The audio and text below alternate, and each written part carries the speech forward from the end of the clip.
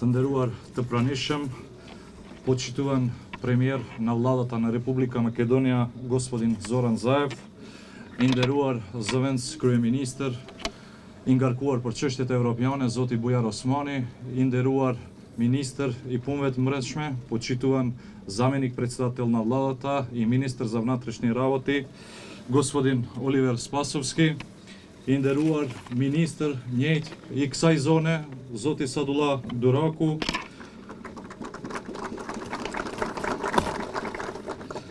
почитуван градоначалник на општина Куманово, господин Максим Димитриевски, i nderuar drejtori i shkollës fillore, zoti Hakik Jahiu, të nderuar deputet, këshilltar komunal, të dashur nxënës, mësues, arsimtar, prindër, banor të fshatit Çerkes, zonja dhe zotrinj. Është nder dhe privilegje veçantë për mua që sot jemi këtu së bashku për të parë nga afër fillimin e ndërtimit të sallës së sportit në shkollën fillore Jeronim Derada në fshatin Çerkes, pak para se në bankët e kësaj shkolle nga një shtatori të ulen mbi 500 nxënës. Ministria e Arsimit dhe Shkencës dhe në përgjithësi Qeveria e Republikës së Maqedonisë mbetet fuqimisht e përkushtuar në përcaktimin se investimi në arsim në fakt është investim për të ardhmen.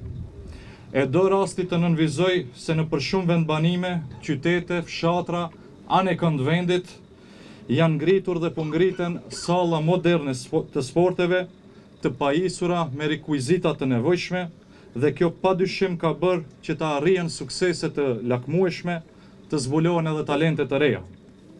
Jam thellësisht i bindur se së shpejti edhe fëmijët e kësaj shkolle do të mund të ushtrojnë në sallën e re moderne sportive, të manifestojnë talentin, zotësinë, shkallëtësinë e tyre në gjimnastik, basketbol apo futboll. Kjo për shkak se do të posedojnë një objekt të ri modern, konform standardeve të kohës. Salla e sporteve, e cila do t'jetë e para e ndërtuar në shkollën fillore Jeronim Derada dhe në përgjithësi në fshatin Çerkes. Është pjesë e ndërtimit të sallave, 145 sallave, të cilët ne si ministri, si qeveri, në bashkëpunim me partnerët tanë, po i ndërtojmë anë e këndvendit dhe do të kap një sipërfaqe prej 650 metra katror dhe do të jetë e pajisur me të gjitha rekuizitat për të gjitha sportet, basketbolin, futbolin, volejbolin, handbolin, gjimnastikën, atletikën e kështu me radhë. Kostoja financiare e këtij objekti sportiv kap shumën prej 24 milion denarve, mjete këto të siguruara nga buxheti i Republikës së Maqedonisë dhe nga Banka për Zhvillim të Këshillit të Evropës. Ashtu sikur se salla tjera sportive, edhe kjo është me efikasitet energjetik, me garderob, dush kabina, pajisje sanitare, mjedise për vendosjen e rekuizitave, si edhe hapësira të veçanta për mësuesit, arsimtarët e sportit dhe për aktivitetet fizike. Të nderuar të pranishëm, qyteti i Kumanovës me rrethin është një zonë që ka dhënë emra të njohur të sportit. Dhe jam i bindur se në këtë sallë të re do të zbulohen talente të reja, këtu do t'i bëj hapat e para drejt suksesit ndonjë kampion apo ndonjë as i ri i sportit. Nga ana tjetër, që është e vërteta, po ashtu jemi të vetëdijshëm se ka vendbanime ku mungojnë kushtet për një shkollim bashkëkohor. Prandaj sot jemi këtu, të gjithë së bashku, me kryeministrin, zëvendës kryeministrat, ministrat dhe pjesëtar tjerë të kabinetit qeveritar, të shprehim angazhimin ton serios për të përmirësuar kushtet në procesin edukativ arsimor, së bashku me krerët e komunave, së bashku me drejtuesit e shkollave, sepse kësaj arrihen më së miri objektivat e përcaktuara për të çuar arsimin përpara. Andaj, më lejoni që t'ju informoj se së shpejti kemi vendosur që të rikonstruojmë 13 shkolla fillore, 2 prej tyre pikërisht janë nga Kumanova dhe njëra prej tyre është pikërisht shkolla juaj, shkolla fillore Jeronim Derada, ku do të bëhet rikonstruimi i pullazit të kësaj shkolle, që edhe me sy duket se ka nevojë për një rikonstruim të tillë, në vlerë mbi 3 milion denarësh, dhe shkolla tjetër ku do të bëhet investimi është shkolla fillore Baran Shabani, ku do të bëhet ndrrimi dritare. Për këtë janë duke rrjedhur gjithë procedurat e nevojshme për furnizimet publike. Të dashur mësues, nxënës, banor të fshatit Çerkes.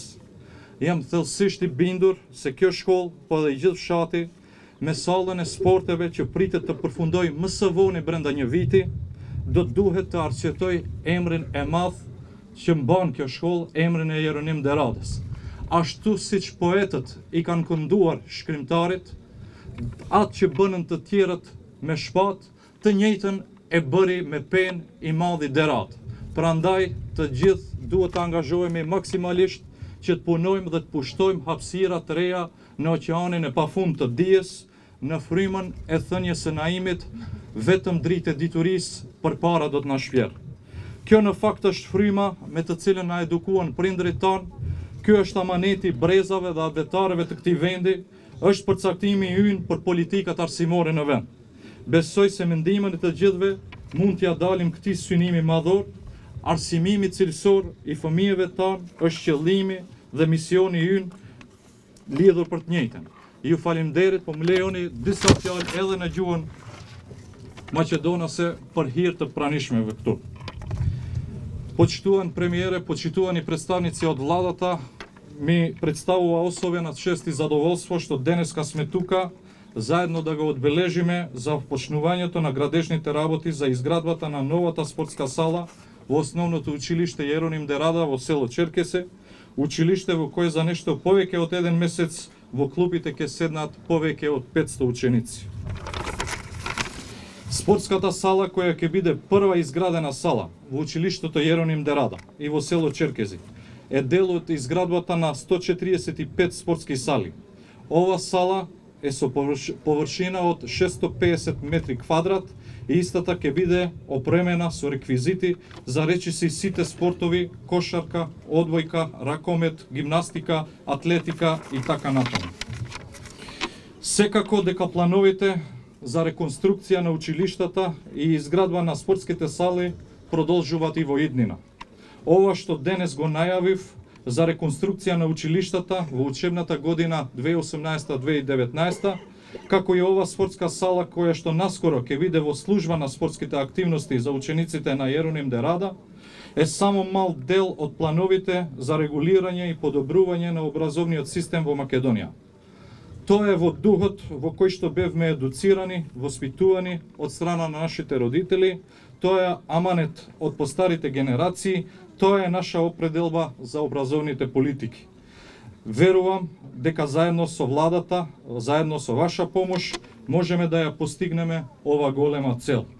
Квалитетното образование на нашите деца е наша цел и мисија. Ви благодарам.